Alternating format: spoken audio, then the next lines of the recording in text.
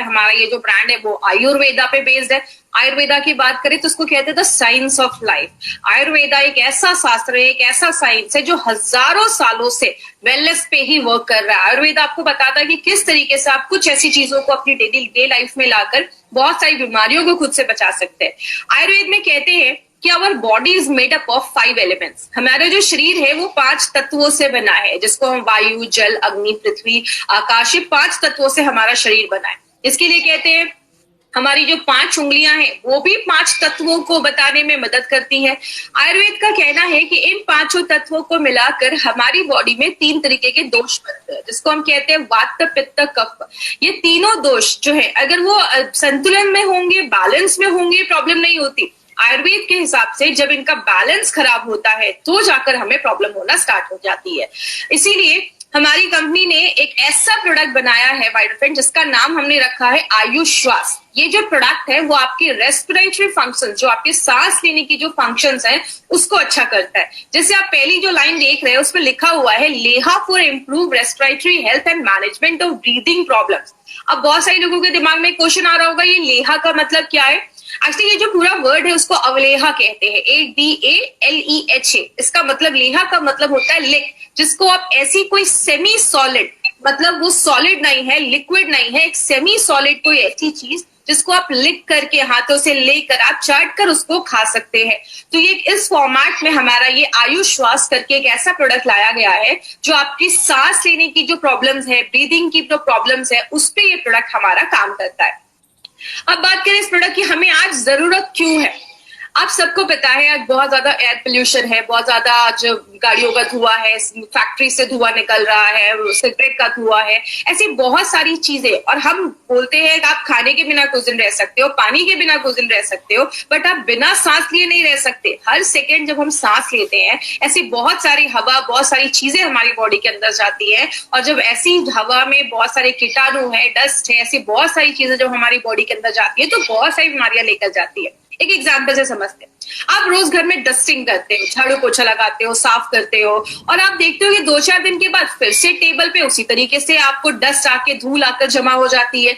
हम टेबल को तो रोज साफ कर सकते हैं, क्या हम अपने फेफड़ों को, अपने लंग्स को साफ कर सकते हैं? तो आंसर आता है नहीं। जैसे आपने बहुत सारे केसेस सुने होंगे, ये किसी फैक्ट्री में काम करते हैं और बहुत ज्यादा जब धुआं, ये सब धूल जब अंदर जाता है तो बहुत सारे लोगों को ऐसी ब्रीदिंग प्रॉब्लम होना स्टार्ट हो जाती है, क्योंकि हर सेकेंड ऐसे बहुत सारी चीजें हमारी बॉडी के अंदर जा रही है, जिसकी वजह से क्या होता है, बहुत सारी एयरबॉर्न डिजीजेस। एयरबॉर्न का मतलब हवा से जो बीमारियां उत्पन्न हो रही हैं, जो हमारी बॉडी में आ रही हैं, उनको हम एयरबॉर्न डिजीजेस कहते हैं। बहुत सारे बैक्टीरिया, वायरसेस में जाते हैं, जिसकी वजह से बहुत सारे हेल्थ डिसऑर्डर्स आज लोगों में देखने को मिल रहे हैं। लेकिन अगर बात करें इसके सिम्टम्स क्या है, आपको कैसे पता चलेगा कि आपको कुछ ऐसा प्रॉब्लम स्टार्ट हो चुका है। सबसे पहला जो सिम्टम, सबसे कॉमन सिम्टम देखा जाता है, आप सीढ़ियां चढ़ रहे हैं और आप बहुत ज्यादा हांफने लग रहे हैं, थोड़ी सीढ़ियां चढ़ रहे हैं और आप थक रहे हैं, आपको बहुत ज्यादा थकान हो रही है, या आप हल्का सा एक्सरसाइज भी कर रहे हैं तो आपको बहुत ज्यादा आप थकान हो रही है, आप थकान महसूस कर रहे हैं, आप हांफ रहे हैं। तो ये कुछ सिम्टम्स हैं।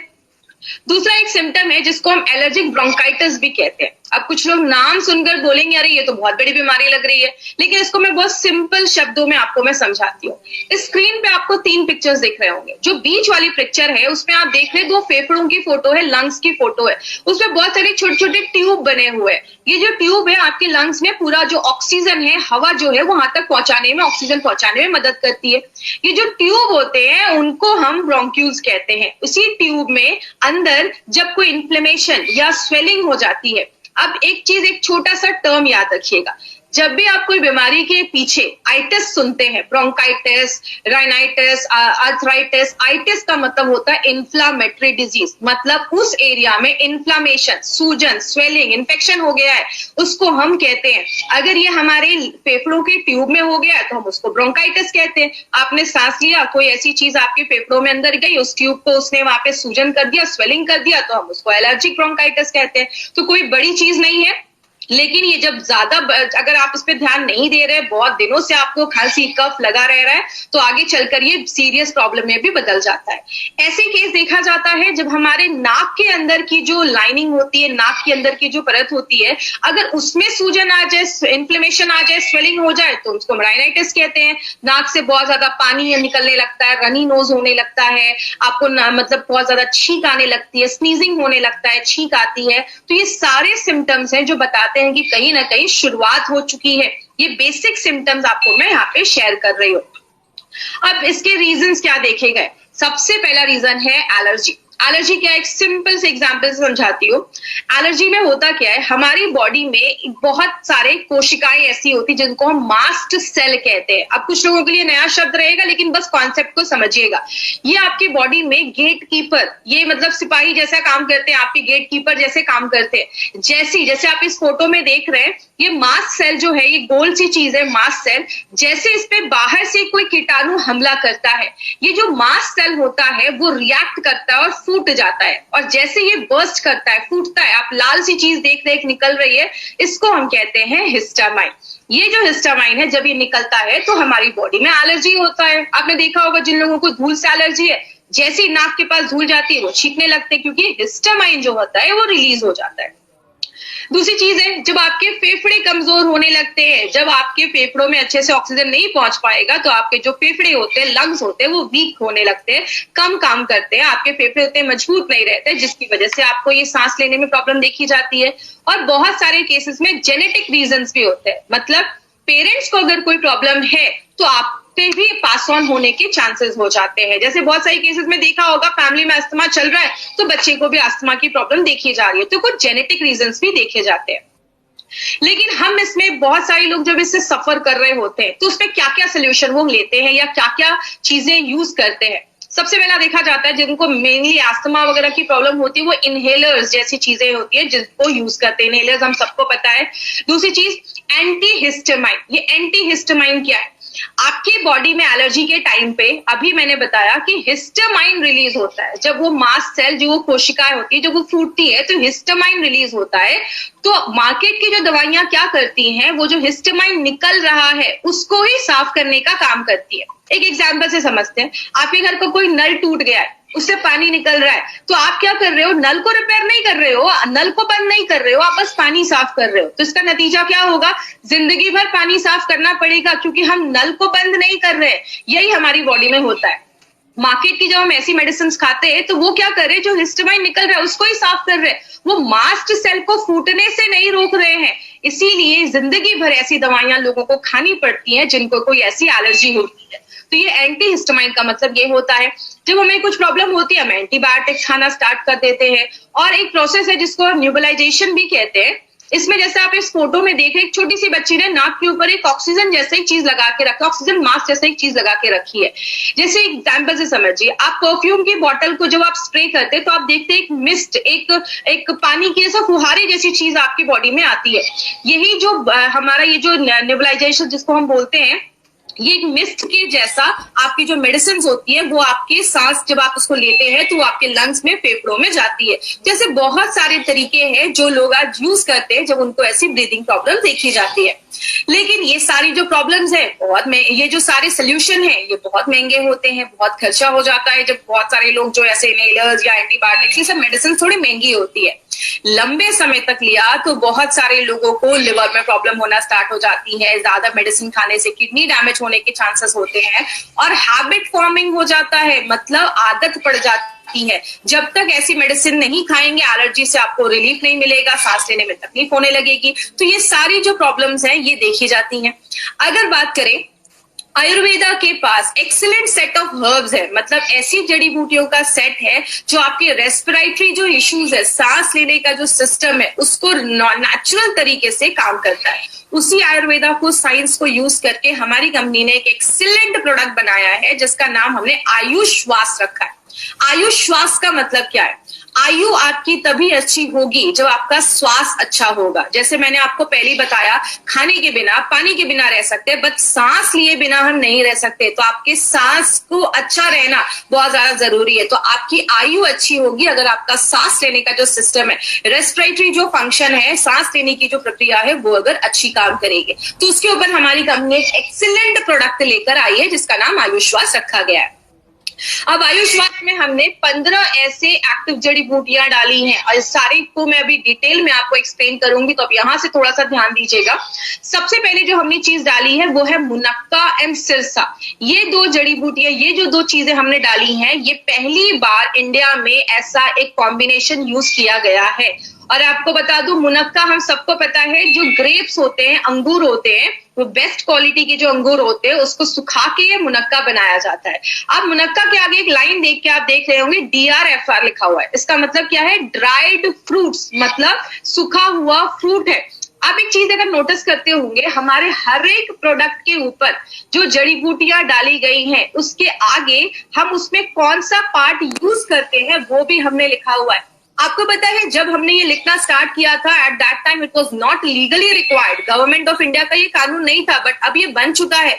हमारी कंपनी नारायणा सर बहुत सालों से ये लिख रहे हैं क्योंकि उनको पता है कि क्या रूल्स एंड रेगुलेशंस है। तो इसीलिए अगर बात करें, मुनक्का और सिरसा जो है, सिरसा में हम बार्क यूज करते हैं, मतलब जो तना होता है, स्टेम होता है, उसका जो खाल होता है वो हम यूज करते हैं।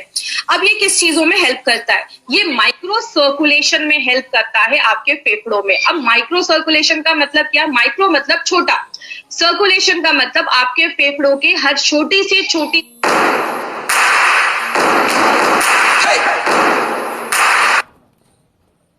बचाने का अच्छे से काम करता है। रैपिड एनहांसमेंट ऑफ इम्यूनिटी का मतलब होता है आपकी प्रतिकार शक्ति, बीमारियों से बढ़ने की ताकत को बहुत ही तेजी से बढ़ाने में मदद करता है। आपकी जो लंग्स की कोशिकाएं हैं, जो टिश्यू है, लंग्स की जो टिश्यू है, कोशिकाएं हैं, उसको मजबूत करने में मदद करता है। और सिरसा, मुनक्का और सिरसा को एक साथ जब डाला जाता है, सिनर्जिस्टिक तरीके से वो काम करता है। एक साथ जब डालते हैं तो वो एंटी एलर्जी का भी काम करता है। और इसमें आपको मेन पॉइंट यही याद रखना है कि पहली बार ऐसा कोई कॉम्बिनेशन इंडिया के किसी भी प्रोडक्ट में यूज किया गया। अब हम बात करते हैं कंटकारी और वसा के बारे में। कंटकारी और वसा क्या करता है? आपका जो बलगम बना है, कफ जो बना है, उसको लूज करता है, मतलब उसको पतला करता है और आपके कफ को बॉडी से बाहर निकालने में मदद करता है, उसको बाहर करता है। और तीसरी चीज क्या है? जब आप सांस लेते हैं, एक पाइप के द्वारा जो हवा है वो हमारी बॉडी के अंदर जाती है। उस पाइप, जब वो पाइप थोड़ी सी कम हो जाती है, उसका जो डायामीटर है, मतलब उसकी जो चौड़ाई, वो थोड़ी सी कम हो जाती है, तो हमें सांस लेने में तकलीफ होती है। तो उसके पाइप को डायलेट कर देता है, उसको थोड़ा चौड़ा कर देता है। मुलेठी और जो दारू हरिद्रा है, मुलेठी के आगे आप फिर देख रहे होंगे RT लिखा है, मतलब उसका जड़, रूट यूज किया गया है, और दारू हरिद्रा का हमने स्टेम यूज किया है। तो जो दारू हरिद्रा और मुलेठी है वो भी आपकी इम्यूनिटी को बढ़ाने में मदद करता है, और अगर कोई इन्फेक्शन है, कोई इन्फेक्शन हुआ है, उससे बचाने में मदद करता है। और जो भी आपको बताया, हमारे मुंह में सलाइवा होता है और बॉडी म्यूकस बनाता है, इन दोनों को बना के जो कफ होता है, आपने देखा होगा कभी कभी हमें बहुत ज्यादा कफ होने लगता है। क्यों? बॉडी में जो भी बैक्टीरिया या वायरस गया है, उसको कफ वो क्या करता है, उसके अंदर उसको पकड़ लेता है और आपके कफ के द्वारा उसको बाहर निकालने में मदद करता है। जटामांसी क्या करता है? RZ का मतलब राइजोम होता है, ये भी एक पार्ट होता है एक पौधे का। जैसा आपको पता है, every herb has got 41 parts. हर एक जड़ी बूटी के 41 पार्ट्स होते हैं। इसीलिए अगर आप कोई और पार्ट जटामांसी का डालेंगे तो शायद वैसा रिजल्ट ना हो। इसीलिए हमारे हर एक प्रोडक्ट पे कौन सी जड़ी बूटी का कौन सा भाग डाला गया है, वो हर एक चीज उस पर लिखी जाती है। अब ये जटामांसी क्या करता है? आपने एक चीज महसूस की होगी, जब आपको बहुत ज्यादा खांसी हो रही है, आपके नाक बंद है, आपको सांस लेने में तकलीफ हो रही है, तो दिमाग शांत नहीं रहता है। तो जटामांसी क्या करता है? उस टाइम पे आपके दिमाग को शांत करता है, कफ को कम करता है। इला और जसात पाउडर क्या करता है? अगर कोई बैक्टीरिया का इन्फेक्शन हुआ है, क्योंकि आपको पता है हर सेकंड बहुत सारे बैक्टीरिया हमारे शरीर के अंदर जाते हैं, तो बैक्टीरिया के भी इन्फेक्शन को खत्म करता है। मधु के बारे में बात करें तो मधु आपके गले को सूद करता है, और जो भी हम जड़ी बूटियां अपने प्रोडक्ट में डाल रहे हैं, उसकी जो खासियत है, जो गुडनेस है जड़ी बूटियों की, वो आपके फेफड़ों तक ले जाने में मदद करता है। और लास्ट में एक बहुत ही अच्छी चीज इसमें हमने डाली है जिसको हम त्रिकटु कहते हैं। त्रिकटु नाम ही बताता है आपको, त्रिकटु एक ऐसी चीज, ये त्रिकटु क्या है इसको हम थोड़ा सा डिटेल में समझेंगे। त्रिकटु एक ऐसा हर्बल फॉर्मूला है जो बहुत सालों से यूज किया जा रहा है और बोला जाता है कि त्रिकटु जब मेडिसिन में या किसी चीज में डाला जाता है तो और भी जो जड़ी बूटियां उसके साथ हैं उसकी बायो एवेबिलिटी को, मतलब उसके एब्जॉर्प्शन की क्षमता को, यूज करने की जो क्षमता है उसको बढ़ा देता है। त्रिकटु में बेसिकली 3 ऐसी चीजें डाली जाती हैं। एक होता है हमारा सुंठी, जिसको हम सौंठ भी कहते हैं, या अगर बात करें ड्राइड जिंजर, जो अदरक होता है उसको सुखा के जो बनाया जाता है, सौंठ भी कहते हैं, सुंठी भी कहते हैं, ड्राइड जिंजर होता है। दूसरी चीज होती है मरीचा, जिसको हम काली मिर्च भी कहते हैं। मरीचा जो होता है ये भी एक तरीके का एक त्रिकटु में एक दूसरा इंग्रेडिएंट माना जाता है। और तीसरी जो होता है वो होता है पीपली भी एक त्रिकटु का एक तीसरा इंग्रेडिएंट माना जाता है। तो ये जो 3 चीजें हैं इनकी ना पोटेंसी बहुत हाई होती है, मतलब इनकी जो क्षमता होती है वो बहुत हाई होती है। तो जब आप इसको लेते हैं तो ये क्या करता है, आपकी बॉडी में एक हीट प्रोड्यूस करता है और आपका जो डाइजेस्टिव सिस्टम है, डाइजेस्टिव जूस बनना स्टार्ट हो जाता है।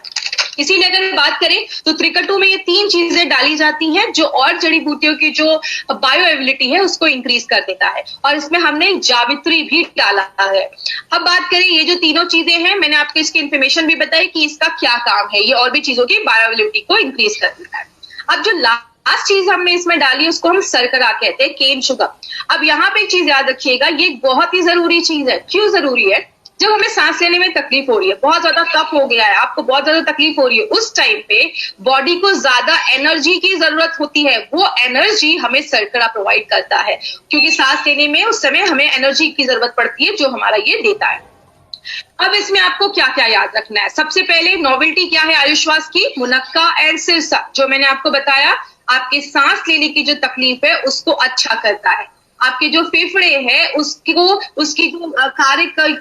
कार्य करने की जो क्षमता है उसको बढ़ाता है। और पहली बार ऐसा कॉम्बिनेशन हमारी कंपनी लेकर आई है, बहुत अलग तरीके से काम करता है। एलर्जी से लड़ने में मदद करता है, जो कफ वगैरह है उसको बाहर करता है, आपके दिमाग को शांत करता है, आपकी जो विंड पाइप है जिससे हवा हमारे शरीर के अंदर जा रही है उस पाइप को थोड़ा सा लूज करता है, तो आपको सांस लेने में उतनी तकलीफ नहीं होती है। और आपको इम्यूनिटी प्रोवाइड करता है, आपको बीमारियों से लड़ने की ताकत को भी अच्छा करता है और आपके गले को आराम देता है, सूदिंग एक्टिविटी का भी काम करता है। और एक इंपॉर्टेंट चीज याद रखिएगा, इसमें कोई भी स्टेरॉइड्स नहीं डाला गया है, तो आपको कभी भी ऐसा कोई हैबिट फॉर्मिंग या ऐसी कोई आदत आपको नहीं लगेगी। अब इसको लेना कैसे, इसके ऊपर कुछ खास ध्यान दीजिएगा। डायरी पेन प्लीज निकाल कर रखिएगा, क्योंकि अब इंपॉर्टेंट चीजों के ऊपर हम बहुत ज्यादा बात करने वाले हैं। इसको आप कभी भी ले सकते हैं, गरम पानी या गरम दूध। अब गरम को थोड़ा सा मैं आपको डिटेल में बात करूंगी। गरम मतलब ये नहीं कि बॉइलिंग वाटर एकदम आप यूज कर रहे हैं या बॉइलिंग मिल्क यूज कर रहे हैं, और ना ही आपको ल्यूक यूज करना है, ल्यूक वार्म जिसको हम कहते हैं। हल्का भी गरम नहीं होना चाहिए और आपका खौलता भी नहीं होना चाहिए। जैसे हम चाय पीते हैं जितना गरम होता है, जिसको आप सिप सिप करके पी सकते हैं, तो आपको क्या करना है, 1 से 2 टेबल स्पून मतलब 10 से 20 ग्राम, आपको ये च्यवनप्राश जैसा ही एक है, सेमी लिक्विड में आता है, उसको आपको लेना है। और सुबह शाम, सुबह उठते हैं 10 से 20 ग्राम, 1 कप में दूध लिया, 1 कप अच्छे से दूध या गरम पानी लिया, 10 से 20 ग्राम उसमें अपना आयुश्वास डाला, उसको अच्छे से मिक्स किया, और सुबह शाम आपको बिफोर फूड आप लेंगे तो आपको ज्यादा अच्छे रिजल्ट्स मिलेंगे। 10 साल से कोई छोटा बच्चा है तो प्लीज उनको हमें ये नहीं देना है। तो ये क्या करेगा, अगर गले में कुछ आपको इरिटेशन हो रही है, बहुत ज्यादा खिचखिच जिसको हम कहते हैं, खिचखिच हो रही है गले में, आपने बहुत सारे ऐड देखे होंगे, और आपकी जो रेस्पिरेटरी सिस्टम है उसको अच्छा रखने में मदद करेगा। बात करें इसमें क्या चीजों पे आपको ध्यान देना है। सबसे पहले आप ये क्वेश्चन मुझे बार बार फिर नहीं आज पूछिएगा, प्रेग्नेंट लेडी, लैक्टेटिंग मदर के लिए ये प्रोडक्ट बिल्कुल भी नहीं है। तो ये प्रेग्नेंट लेडी और लैक्टेटिंग मदर को नहीं देना है। अगर कभी किसी को ब्रीदिंग प्रॉब्लम ज्यादा है तो आपको मैक्सिमम 3 महीने, मिनिमम 3 महीने तो आपको लगेंगे, और मिनिमम 3 महीने तक आपको ये प्रोडक्ट लगातार आप ले सकते हैं। तो प्लीज ये चीज याद रखिएगा। दूसरी चीज, अगर कभी किसी को ऐसा हो कि अभी अचानक से कुछ दिन पहले से बहुत ज्यादा सर्दी खांसी ऐसी हो रही है, बहुत ज्यादा कफ हो रहा है, सांस लेने में तकलीफ हो रही है, तो आप इमीडिएट इस प्रोडक्ट को स्टार्ट कर सकते हैं और 2 हफ्ते तक लगातार आप इस प्रोडक्ट को लीजिए। अगर लगता है कि कुछ रिजल्ट आई है तो एक बार डॉक्टर से कंसल्ट कर लीजिए, क्योंकि 2 हफ्ते में आपको अच्छा खासा रिजल्ट मिलना स्टार्ट हो जाएगा। अगर कभी किसी को अस्थमा की कंडीशन है तो आप लगातार 4 हफ्ते तक इसको कंटिन्यूअस ट्राई करिए, और साथ में अगर आपकी अस्थमा की कोई मेडिसिन चल रही है, कोई ट्रीटमेंट चल रहा है, आपको कभी किसी की कोई भी मेडिसिन को बंद नहीं करवाना है। जो भी मेडिसिन वो ले रहे हैं उसके साथ ही अपना प्रोडक्ट ले सकते हैं, बट थोड़ा सा 1 घंटे का गैप आपको मेंटेन रखना है। अगर किसी को बहुत ज्यादा निमोनिया की प्रॉब्लम है, निमोनिया के पेशेंट के लिए प्रोडक्ट नहीं बनाया गया है, और बहुत ज्यादा अगर अस्थमा की प्रॉब्लम है तो ये बोलकर नहीं देना है कि आपके अस्थमा को ये ठीक कर देगा।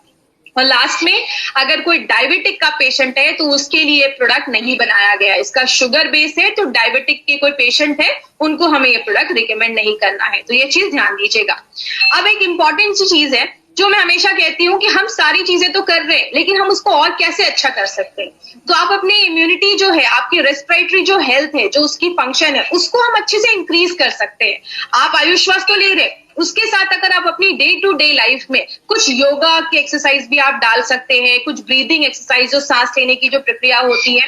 और मैं एक चीज यहाँ पे मेंशन करना चाहूंगी, आपको खुद से स्टार्ट नहीं करना है, आप किसी अच्छे योगा इंस्ट्रक्टर से मिलिए, आप उनको अपनी प्रॉब्लम बताइए, और जब आप योगा एक्सरसाइज करते हैं तो आपको अच्छे योगा एक्सरसाइजेस आपको बता देंगे। मेनली मैं इस पे क्या फोकस करती हूँ, जब हम ब्रीदिंग एक्सरसाइज करते हैं, सांस लेने की जो हम करते हैं, हमने बहुत सारे एक्सरसाइज के बारे में सुना होगा जिसमें हम एक नाक से सांस लेते हैं, उसको थोड़ी देर होल्ड करते हैं, तो उससे क्या होता है, हमारी जो लंग्स की कैपेसिटी है, जो क्षमता होती है, वो बढ़ जाती है, और आपके जो लंग्स होते हैं वो मजबूत होते हैं। तो ये आपको एक अच्छा रिजल्ट दे सकता है। तो अगर आपको सांस लेने में कोई तकलीफ है, अस्थमा है, तो आप ये कुछ डेली चीजें अपनी लाइफस्टाइल मॉडिफिकेशन में अगर आप करते हैं तो आपको अच्छे रिजल्ट मिलेंगे।